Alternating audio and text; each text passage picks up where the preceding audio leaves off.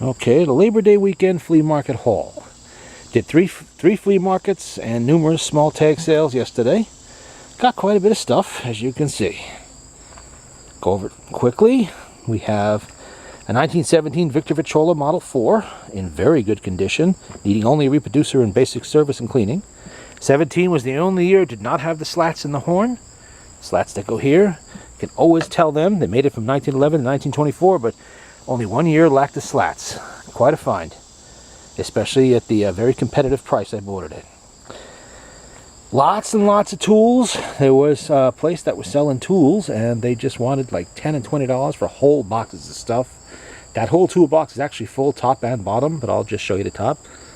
Lots of rusty sockets, but they'll clean up. Now, I think I paid $20 for this whole toolbox with everything in it. There's Matco, Max, Snap-on, you name it, it's in there. This is a Snap-on extension, just one of several in there. This from Snap-on is something like 40 some odd dollars, maybe $50. It's a half-inch drive, it's expensive. So it's worth it to buy an entire box, even just to get that. And the other boxes, the tray was, I think, $15, and that little collection of quarter-inch drive sockets was $10. The whole entire box. Now that tray is actually Snap-on. Snap-on doesn't sell these metal trays anymore. When you find them on eBay, they're like $30, $40. So it's worth it to buy it, even if I didn't need the sockets. I do need the tray for a half-inch drive short socket set that I have, so that's good. An American-made pair of bolt cutters. Always nice to have those, and they're hard to get. Much better than the junk they sell now. Another box of tools, which I believe was $2. I kid you not, $2. For a vintage Craftsman box without the tray, which I believe I have. Pliers and snap rails and wrenches and sockets and all kinds of stuff there. You can't beat that. That's pretty good. SKS chest pouch. Pretty common item. Just a couple dollars. Nothing there. Nothing big there. This is one of IMA's reproduction German M42 helmets. It's actually in pretty good shape, and IMA does offer a pretty good reproduction. Got it cheap. Gonna sell that, because I really don't have any use for a German helmet, reproduction or new. No, I don't have any use for it. I'm not a reenactor. U.S. World War II 1945 dated canteen. Missing the cup, but I probably have one somewhere. We have a detail light there. That's for working on small things with a light. You can see what you're doing. Always nice to have. Got it cheap. Probably 60s vintage. This is a Model T riveter. That's what that is. You see it better here. That's for doing the bands, doing the rivets on the bands of Model T Fords. See right there. Now, I have a Model T Ford, and I can always use that, so that's good to have. A little S&K quarter-inch drive set for a few bucks. We had some wrenches. Another Mac distributor wrench. I think that was $2. This is a vintage gun cleaning kit. Now, a tin knocker might have put this together himself, or it might have been sold this way. It's a really nice job either way. Inside, which is what really attracted me to it, was these little bottles. Here we go. Marbles Nitro Solvent Oil. And it is a cork bottle. When was the last time you saw that? A cork bottle for nitro solvent. This is a Hoppies bottle, also with a cork. Probably 20s or 30s vintage. A few little tools in it. The box itself is nice. I'm going to definitely use that for something. You see on top, you can put your cleaning rods in there with a spring to hold them in place. Really nice box. Again, it was only a few bucks. This is a collection of aircraft gauges that a friend of mine talked me into buying. He's into airplanes. He was in the Navy a long time, and he launched and recovered a lot of aircraft off of various aircraft carriers, and loves old vintage aircraft. And he told me, oh, you got to buy those. They're good price, good price. Okay. Well, I bought them. My intention is to resell them. I know nothing about these gauges, but I think I bought them at a good enough price that I could make a profit on them. There's a roll and climb gauge, there's a gyro, there's bank gauges, all kinds of stuff here. Stuff I don't really know much about. But we will see. Smalls, lots of smalls. A little clamp. Bought that for a few bucks. I can use that with something. World War I field manual. You know, it's 1917. Dated right on it. And it's signed over to somebody, and got the basic stuff, engineering, reconnaissance, building bridges, and booby traps, and other things. You know, just cool. So, you know, it was a good price. I bought a few bucks. I bought it. And this is a little wrench. Let's see if I can get it out of there one-handed.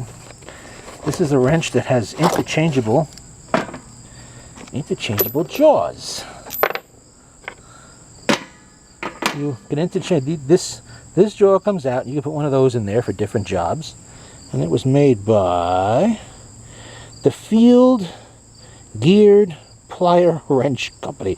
I don't know who they were. Made by American Plier Wrench Company in Chicago, Illinois. Cool. It's just a cool thing that's going to go. You can see I paid $10 for that. Actually, no. I paid $8 for that because I bundled it with those two Italian reproduction 36 caliber bullet molds. Those are for cased sets, you know, for like the Walker, not the Walker, for like the Colt Navy and stuff like that. Good to have.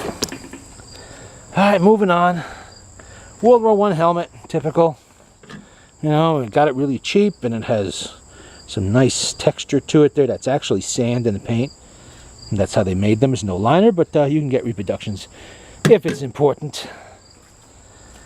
Victrola motor. That is a Victrola 6 motor, I believe, and for $5 I definitely wasn't walking away from that, and it's got enough parts on there to make it more than worthwhile to grab it, which I did. Spark plugs. I was about to buy plugs for a 68 Buick I'm working on, for the side project I'm doing, and you know, they're like $1 a piece, sometimes a little bit more, not always easy to find, and few of them are made in America anymore. Well, I got an entire box of brand new spark plugs of different types for $20 for the whole box, everything. There must be 200-300 spark plugs. I don't know how many. A lot of them, but that's good, and including the ones I need for the Buick. So that's helpful. 40s era phonograph. Let's see, that is made by, I don't know if you can even see that. Geiss. I think it's Geiss. These were all made by one company, Waters Connolly, and you know, manufacturers put them in various cases to suit what they wanted. Typical 1940s, nothing special here, but I spotted a Victor Victrola Victor #2 reproducer on there that is worth what I paid for the entire machine. So, you know, I grabbed it immediately. Craftsman toolbox, nothing special there, but it's just a toolbox that I could use. Now, 3 stocks, SKS, M1 Garand, and a Marlin, probably Marlin Model 60, but I haven't looked it up. I have to check and see, you know, what Marlin model it is. Doesn't matter. $20 for all 3, and I wasn't about to walk away from that. You try to buy an M1 Garand or an SKS stock for $20 and see how far you get, and they're in pretty good shape too, with no cracks, no problems. I'll find a use for them somewhere. Cigar humidor. This is from the 1920s. It is a rumidor. That's what it was called, because they made it so that you put a little sponge in there, that little cap in the lid there. You put a little sponge in there, you dump some rum or the beverage of your choice, and it will flavor your cigars. I paid $5 for that, and it's in great shape. It's solid copper. It's about probably $3 worth of copper there. And on eBay, that's a $75 item, but I'm not selling it. That's going to be used. And over here we have a toy. Yeah, I know, a little old to be playing with toys, but yeah, why not? You know, it wasn't that expensive. Little airsoft 45 and these little 6mm balls. I'll pass it off to somebody eventually. But anyway, in the meantime, I'll have fun knocking cans off of stuff. Now, this is a Swiss phonograph. It has an RCA name on it, because after 1932, RCAs just started marketing other people's phonographs with their name on it. Some were made here in this country, others in Switzerland. This is one of the Swiss ones. Thorens probably made this. It's in functional condition, just needs basic service. It has a nice case, and for the price that I got this for, it came with that one actually. They were a set. Well, not a set, but they were from the same seller. It was worth grabbing. You can see the Swiss marking on there. Typical Swiss styling. Even has auto stop that works. That one I will fix up, and I might sell it or I might keep it. Who knows? I mean, I usually sell all these eventually. I keep them for a while and I pass them on. But they get the service before they go. And there you go. It was a kind of a busy day. You know, a little bit of everything. Everywhere I went, I was finding stuff all over the place. It's like I couldn't, you know, not find stuff. Here we go. Klein wire strippers, you know, for 50 cents. Or less than that, I think, maybe a quarter. Go to Home Depot and see what those cost. And all those rusty sockets, like I said, they'll clean right up. That's nothing. You go to the store, a socket's a couple dollars a piece. But there you go. You know, Labor Day 2018.